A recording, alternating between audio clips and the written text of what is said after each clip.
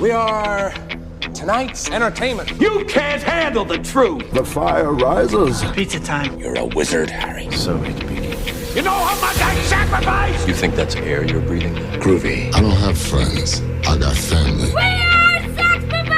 1, 2,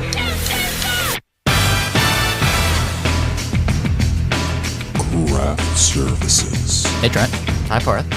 Good to see you. You too. You're looking well. You too. You look like you've eaten something interesting. Mind telling me what it is? It's fun. No, I don't mind. Yeah, it's funny. Usually I tell you look well. And it's a funny thing you said that to me today, because today I had an apple. I just ate an apple and peanut butter, keeps the doctor away, and I guess makes Parth's compliments come to play. Oh, very well done. Well done, well done. We were making bad rhymes before the podcast started, and now the podcast is here, and bad rhymes continue. What have you been eating? Also, a lot of Groove is in the Heart was being sung. Trent, Sophia and I went out to dinner tonight. It's a Tuesday night, and so we decided to go to Chimney Rock Inn, which had like half off Taco Tuesday. And so I had al pastor tacos, pork tacos, and she had birria tacos. And we traded one of our 3 tacos with each other. And I also got because the tacos were half off, Sophia and I were like, we'll get a little drink. And so Sophia got a lemonade, and I got a mocktail sunrise. It was pretty tasty. I've been meaning to say this for the past 40 seconds. Club going up on a Tuesday. That's you guys. Taco Tuesday. Was it delicioso, all in all? Muy delicioso. Yeah, that's the beauty of being in a relationship is I'm sure the main benefit is the ability to go taco for taco, bar for bar. What I would want to share with the audience is the intro.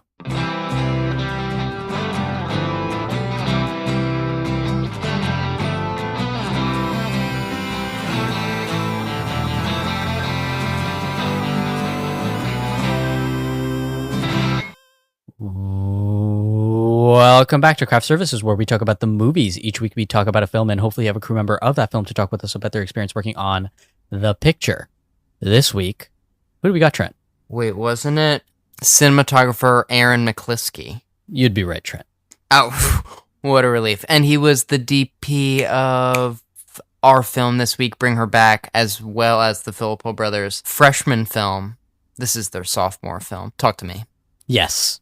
Trent, you're on a frickin' roll. Thanks. I'm just spitballing here, but so far I'm correct. So far so good. But what else was good was the second half of this interview with the cinematographer who shot the movie, who was also nice enough to give us an hour of his time to talk with us about shooting said movie.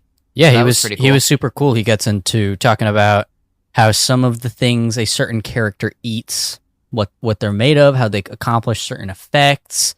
He has an interesting last greatest film he watched. Usually it's a past film or a movie. If it's a recent release, it's already been released. But this is the first time I can remember someone saying it was a movie that has not yet been released.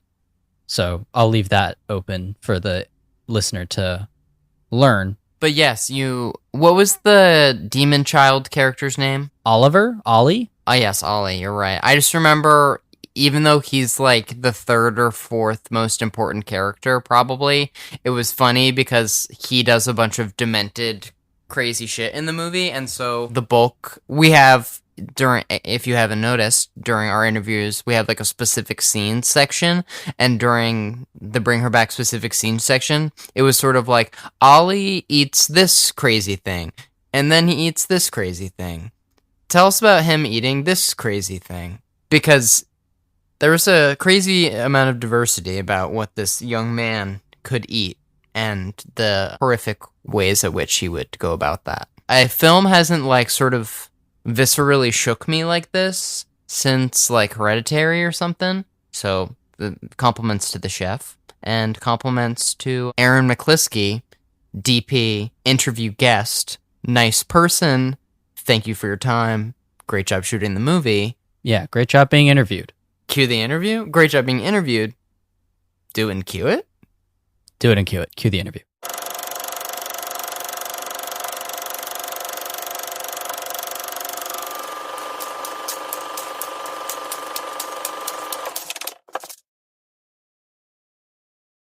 Was that funeral home? Is that a real funeral home? Yeah. It's so It's so beautiful. It'd be a good place to die. Yeah.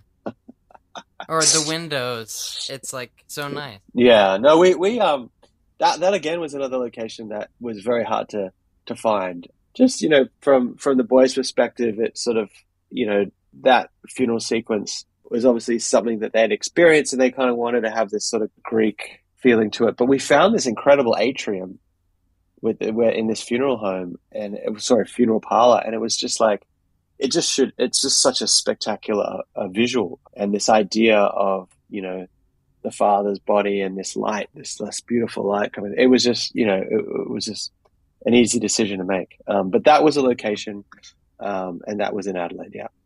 Can you talk about the use of rain in the movie? There comes a point where you enter the city in 7, and it's just like always raining.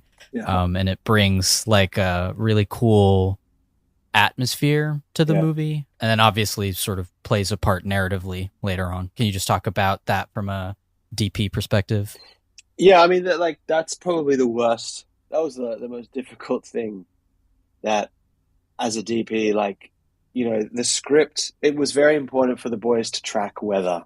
And again, this thematic idea that when we start the film, there's a sense of really beautiful light, warm light, that when we first come into Laura's house, it's like light filled. It's like, we wanted big windows and like warm tones. And it's like, and for Piper, it's like, this optimistic feeling. And then as the film tracks along, it was really important to understand that the weather was shifting, and that it was getting rainy and cloudy and dark. And it was, obviously as a motif through the film, water is really important. It sort of explains a lot of the story as it goes through.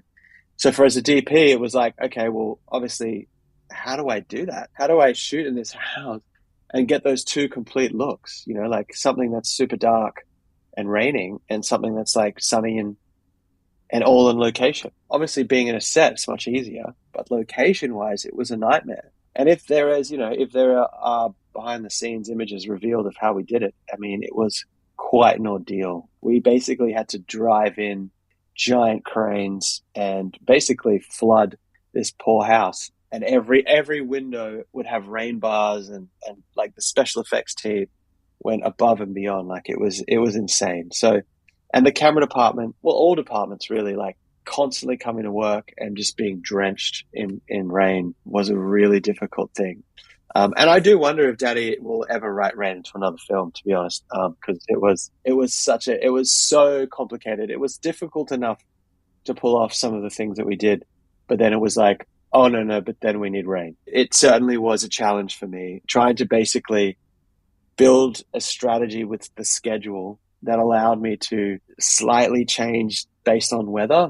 If we knew there was an overcast day coming, we would prioritize scenes that needed that certain look. Or if we were really struggling, I would be shooting opposite sides of the house to remove as much sort of the sun. And then I'd be working with the lighting department to sort of block out as much sun as I could and sort of push, a darker, sort of moodier look. The thing is about rain is you just when you look through rain, you just don't want to feel like there's any sun. It just sort of doesn't have the same effect. And there were a couple of times there, unfortunately, we would set up and I would, make decisions based on sun direction and sun path and hope that the way I was looking, I had no direct sun. But, schedules shift, change, scenes take longer, and suddenly you arrive at a location where I have scheduled it specifically for a direction. But now it's 3 hours later, and the sun's blasting through, and you're just oh, fuck, what are we going to do? So there's a lot of logistics and me sort of checking the weather every week and working with the first AD, and, the jigsaw of trying to make that work was very difficult. Can you talk about shooting some of the character Oliver's very graphic stunts, like eating the knife and eating the table? Some of my favorite moments from the movie. Yeah. So I guess, the boys, this is the thing, right? They're sort of the moments of horror or body horror or violence. This is this sort of calling card for the boys. They know how to do this stuff very well. And the stuff that comes out of their brains in terms of graphic scenes and things that, that they've either experienced or, heard of, is wild. And so like those sequences are very important for us to get right. Just because, like the success of Talk to Me, I think was, part of, obviously it was a really tight script and really, really unique horror film. But with Bring It Back, it was like, well, we were going to do this sort of slightly more performance-driven, emotional, psycho-biddy, we're going to bring in Sally Hawkins, and it was going to be this really sort of powerful, sort of dramatic horror that was going to elevate. And, as a sophomore film for the guys, it was very exciting for me to kind of go, we could just do Talk to Me again. We could just do that kind of party kind of energy and kind of, but I think, you want to show the world that you guys can do way more than that. And that's what this film for me was very much about. But it's really important for the boys to get these moments of horror right. So shooting the sort of the knife eating scene was like, it was, graphic as all hell. I mean, you probably will see in, behind the scenes when these things come out that it was a combination of like using camera, using prosthetics, using sort of like VFX, all these different elements to create these like really visceral moments. One little secret tip is the boy that Oliver's character that ate the table was actually filled with chocolate. So it was a prosthetic, like it was like a table that had like this basically they put chocolate inside it because that way he was enjoying eating the table. But yeah, like little things like that was quite obviously when he's biting the knife, there's moments where we use a fake knife. There's moments where we use a real knife on a dummy head, so they recreated his head. So yeah, like we just use a combination of all these different things, and we sort of map them out in the lead up, and we talk about coverage, and we talk about, okay, well, how are we going to use editing to help disguise these like graphic moments and make the audience just feel like, holy shit, like what did I just see? And then where does the VFX come in with like extra blood and like the eyes and stuff like that? Yeah, usually VFX is because the boys are very much about practical. Everything's in camera. VFX is usually like cleaning up little things. It's like, oh, maybe we want a little bit more blood here, or because it didn't splat in the right thing, or maybe the eye looks a little fake. Maybe we need to make it darker because it's a prosthetic head, or actually maybe we should map the skin tone of the actual boy onto the thing, just because it'll just feel more real. It's usually just like little trims. It's never like full VFX. The boys are very much sort of like against trying to do that. Everything is built. Everything is practical. Like all the sort of like dead bodies, and they're all made, which is, incredible. Speaking on the horror aspects, can you talk about shooting the like VHS footage that's sort of prominently displayed throughout the movie, and like how you were shooting that stuff? Yeah, so basically when we spoke originally about the film, Danny explained to me there's going to be this sort of like instructional video element, right? It's like a ritual that Laura's sort of conducting, and she's found this tape that's basically explaining what the steps are effectively. So we needed to shoot that in a way that felt authentic. And we spoke about, oh, well, do we just use, the Alexa, and do we add like filters? And Daddy was like, no. He was like, we're going to do this for real. We're going to find the shittiest VHS camera that we can, and we're going to actually do it for real. So my camera team and I, we basically hunted eBay, and we found a whole bunch of different cameras. But it was actually the VFX that Danny has a friend who has this it's like a high 8 camera, and it's still in working order, and that was like perfect. And so we basically used that. I think we had a couple. We may have bought a second one, just a backup one. But basically that camera was then, the camera department worked out a way to sort of just, send a signal through to makeup and wardrobe, and everyone could watch. But then it's also about like, Danny wanted to just film it. He just wanted to be the sort of the guy that was mapping it all out. So basically what I did was I worked with production design to kind of light the scenes to make them feel as authentic as possible, make them feel like this kind of like strange underground Eastern European kind of dungeon vibe. And then Danny would just get in there with this camera and just shoot it all with the actors. So it was basically done for real. And that was, again, lots of prosthetics, all done live. Like that was an incredible, like, yeah, that whole day, I think we shot it over like 2 days. Like it was pretty gruesome. There was a lot of face eating and lots of, it was just pretty gross. Can you talk about the final shot in the film, which is Sally Hawkins and then her dead daughter in the pool, and then also just generally the use of like aerial photography in the movie? Yeah, I think like, the guys, in terms of, again, speaking the camera language, we never really wanted to do anything that felt like a drone, or it just didn't have a place. It didn't feel, but as we were kind of like getting closer, we needed to articulate the sort of scale of the ritual, and also, the understanding of this circle motif. So there's a couple of times in the film where we did use drones just to help the audience understand the lengths to which Laura's character is going to kind of conduct this ritual within this circle, and what the circle means, and when you're inside the circle and when you're outside the circle.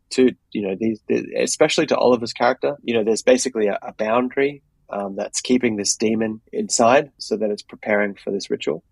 And the moment the demon crosses the circle, the ritual sort of falls apart. And so the whole idea was trying to keep everyone inside these circles. And so the idea for the final shot was, again, all to do with the pool. We wanted to reveal this like beautiful poetic moment where this triangular pool actually has a circle inside of it. And the only way to do that was to sort of use an aerial shot and to end that in a sort of like beautiful poetic way to reveal that, this whole time everything was going towards this pool. Are there any deleted scenes that you're allowed to speak of if they exist? There's a lot of deleted scenes, but typically with any film, there's so much stuff on the cutting room floor. But I think, the boys did an incredible job of, and this is something that they're very good at, is like keeping the pace up. There was a lot of it in the first act. There was a lot of additional sort of scenes with the dad, where we got to meet the dad and understand a little bit more about the dad and sort of his violent relationship with his son. That kind of like first act stuff ended up we lost it just because it just didn't feel necessary. It felt slow, and it felt like you kind of understand that as it's revealed throughout the film anyway. And it felt expositional, perhaps. I mean, that's something that, the boys did in the edit, and I wasn't really privy to, but those types of scenes were definitely sort of omitted in the edit that were in the script. And then, I mean, throughout the film, there probably wasn't everything that we worked towards that it was like a big set piece or like really important. They're all in there. The boys are pretty good at shooting for what they need.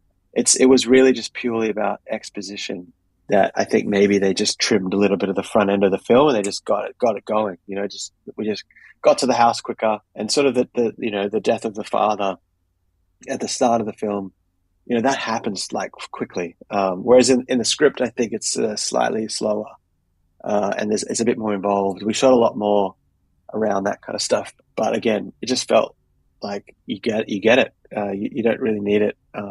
We wanted to meet Sally's character quicker. So yeah, I think they made the right call. But there was no sort of deleted scenes that I can really think of that I was like, damn, I wish that made the film. Do you have a scene or shot that is in the film that you remember being uniquely difficult or you're particularly proud of that you'll always remember going forward? Yeah, I think the one shot in the movie that I think we really fell in love with was the hand on the window. Yeah. It actually came out of such a good shot. Yeah, it's funny because it came out of a sound idea. Is that obviously we had this circular motif, and Danny was like, "Yeah, we really need to, make sure that we give this idea of this circle motif is like present in the film, and it's going to play out in such a big role that I want to really pepper it through the story." And there was this one moment where Laura kind of loses control, and it's this like big gesture of like bringing everything back to control. And she obviously uses her blood to create this really beautiful blood circle. And there was a cue, like one of the sound designers had written this cue for it. It was like a string. It was like this like eerie string noise. And Danny was sent it. I think we were like early in pre-production or something. And he just, the sound evoked this idea of this shot. He was just like, the sound, there was this like high pitched, string noise. Ah! In his mind, it was like, there's this perfect shot that I think will really go well with that sound. And he said, okay, I really think we need to find this way to like make the camera move with her hand. And I was like, okay. So we kind of I went to the gripping department in prep, and we started building different rigs, like, you know, because he kind of wanted the camera to spin, but also do a circle. So I was like doing this, which was probably a little too ridiculous, but we built a rig that allowed the camera to kind of do this like Ferris wheel kind of movement. And then we had to make that work in the rain. So then we sort of had to waterproof that. And that was a really fun shot to design. And we kind of talked about using a robot, but sort of he wanted it to feel organic and almost like have sort of mistakes in it and make it feel like it's not perfect. Like that's something that, you know, was really important to the guys is everything's got to feel still alive, and not so like perfect. Because we did actually use a robot for one shot in the film, which was the punching scene, and so that we could lay two plates on top of one another, and you know, so that way we could do that without actually hurting anyone. But that shot itself, I was very proud of, because that was just like a manual thing. That was really cool. So starting to wrap up, we like to ask at the end of every interview, is there a major takeaway that you'll take away from working on this movie? Look, my major takeaway is that, you know, I've definitely found a film family that I really believe enable me to be a better cinematographer, to kind of push the boundaries of my own kind of, you know, ideas and creative pursuits. And they're very supportive of that. So for me, the takeaway is like really sort of nourish those relationships, keep those things alive, just because I think as filmmakers, you know, you just don't want to get stagnant. You want to constantly challenge yourself and tell interesting stories in interesting ways. And so for me, it's just, you know, like I felt like Talk to Me was like such a unique experience, and the great success that we kind of found with that has only led to us strengthening our relationship and pushing each other further and going, you know what, this isn't the end, this is the start. We need to get better, and we need to do bigger and better things and more interesting things together. And so look, I think that's my takeout. It's just like respect the relationships for what they are, but never stop challenging each other. Speaking of, do you have any projects lined up or that you're working on that you're at liberty to discuss? Look, I have. There are a few things in the works. Nothing that I can really discuss at this point, but there's been some lots of really interesting things happening, and I'm very excited for the next couple of years. I feel like for me it's super exciting. I'm hoping that it's just going to get bigger and bigger. Very exciting. Awesome. Trent, is it Big Kahuna time? It's Big Kahuna time. So the Big Kahuna final question is just, what's the last great movie you watched? And it can be a first-time watch or a rewatch, but it can't just be good. It has to be great. Oh, well, I'm gonna do this. I watched a great film recently that I think the world is gonna. I think it's gonna be. It's very excellent. It's called Weapons. Whoa. Okay. Yeah. So that's a big shout out. That's a big shout out to Zach Cregger and Larkin Seipel. Like, that film is a great film, and I think audiences are going to love what they have done with that. I think that's a really exciting film. With, again, you know, Zach and Larkin did an incredible job with that. So I think the world's going to be like, wow, amazing. Because obviously Barbarian, one of my favorite sort of films the past. Yeah, like Zach's just he's an exciting filmmaker, and I think what he did with Weapons, pretty cool stuff. We were lucky enough to interview Larkin Seipel for his work on Everything Everywhere All at Once, so it's funny to hear you name drop him. Yes, no, he's great. He does incredible stuff. So I look up to those guys. I think they do amazing work. Well, super cool. I'll bring us out. Thank you so much to Aaron McLiskey. He's the cinematographer behind such films as Talk to Me and our film for this week, the Filippo Brothers sophomore feature, Bring Her Back. You can see it in theaters now. Go see it on a big screen as you can. Thank you so much for your time. No worries. Thanks, guys.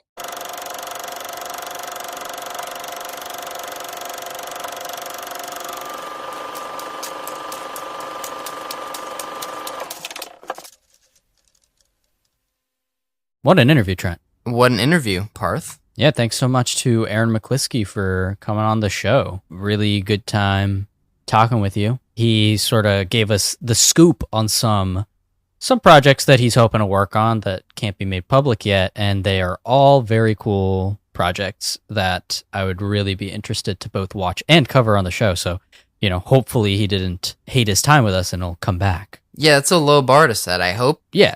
Yeah, sure, I hope. I hope he didn't just fucking find us stupid as fuck, I just hope. Dare I say me either. But agreed, hope Aaron McLisky can become a return guest, like those chosen few. We send you a craft services coaster set in the mail. Yeah. When you're nice enough to come back for the second time. So if the compelling conversation wasn't incentive enough, now you know that about the coaster set. So we'll see you soon. Aaron McLisky, because you're coming back now. Yeah. And now all the other we just need to bring him back. Bring him back to the show. And the rest of the industry's tops are going to be clamoring to. They're going to be like, let's schedule back-to-back interviews because, I hear there's no physical reward after the first one. It's just a rewarding conversation. But after the second... Coaster set. Rushi's gotten it.